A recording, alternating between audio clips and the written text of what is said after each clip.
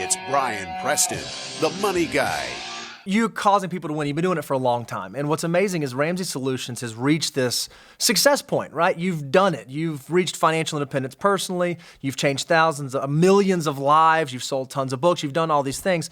What's the thing that keeps you guys still going? Like, what's the why that keeps you motivated every morning when you get out of bed to keep doing this and keep building and keep spreading the message? And think about, we live in Williamson County. Mm-hmm. I mean, everybody, I know people in my small group who work for Ramsey Solutions. Neighbors. Yep. I mean, you're in the fabric. 1,100 employees. You probably have, that's just what I could find from researching it.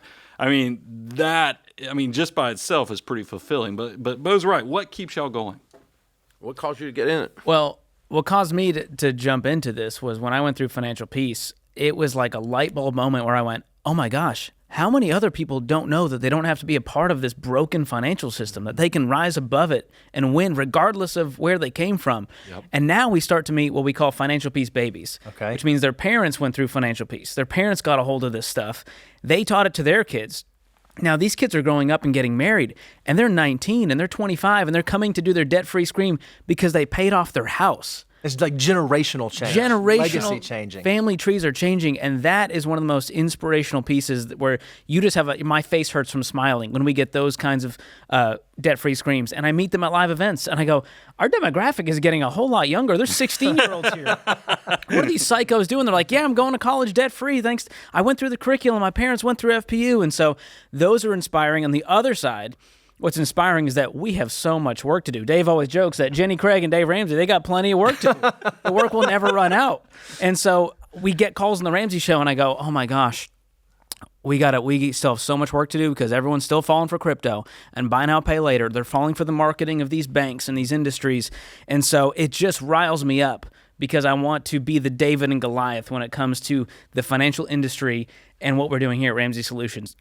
To pull the veil off and go, guys, it doesn't have to be like this. You don't have to play the game of the credit score. Mm-hmm. You don't have to play the game of, can I move the 0% interest credit card and get the points so I can fly first class? Mm-hmm. No, you can live a life of peace with a debit card and a driver's license, and for Dave, a carry permit.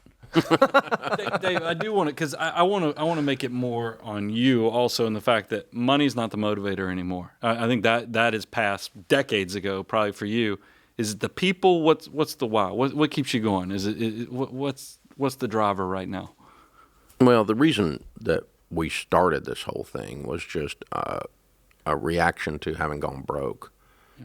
And I hit the bottom. I went bankrupt, and I found a guy teaching what the Bible says about money: common sense, get out of debt, live on less than you make, have a budget, be generous, spread your portions to 7, yes to 8. Diversification, right? All this, it's all right there in the Bible. And so I thought, you know what? If I had known this stuff, it wouldn't have happened. My wife would have left during that time, but she didn't have a car. It's like, it's like it was awful, y'all. It was harsh, and I remember those moments. They were 30 plus years ago. But when somebody calls on the air and I can hear it in their voice, I can hear their pauses. I know they're just in terror. And I remember that stuff. And so there's,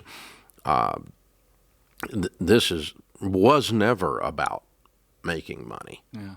We have to make money to be able to do the stuff we do around here. These studios and cost money. Those 1,100 people want to be paid and stuff like that. So we have to create and manage the revenue wisely at this place. In order to have impact. Mm-hmm. But this has always been about impact. It's always been about crusade. It's always been about ministry. And that never ends. Mm-hmm. There's no finish line when that's it. I was sitting with one of the radio guys years ago. Our show had taken off, and Dr. Laura was big in this, how long ago it was. And she had just sold her show to Premiere, to what is now iHeart, for $78 million. And our show was just a little bit smaller than hers, so we probably could have sold ours at that time. There's a lot of people buying, a lot of liquidity things out there. And we're about 140 stations then, and we're about 680 now, or something like that. And this consultant, we're sitting in L.A. at this radio event, and we're having lunch with this big guy, and he's like, "So what's your end game? Meaning, when are you going to sell?"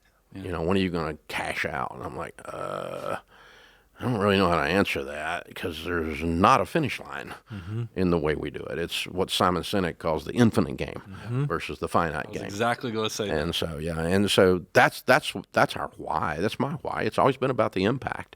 It's always been about, I remember how it feels to have a truck run over you financially. And if I can get somebody out of the road, or I can pick them up after they get hit, either one, and love them and help them, that's a life well lived.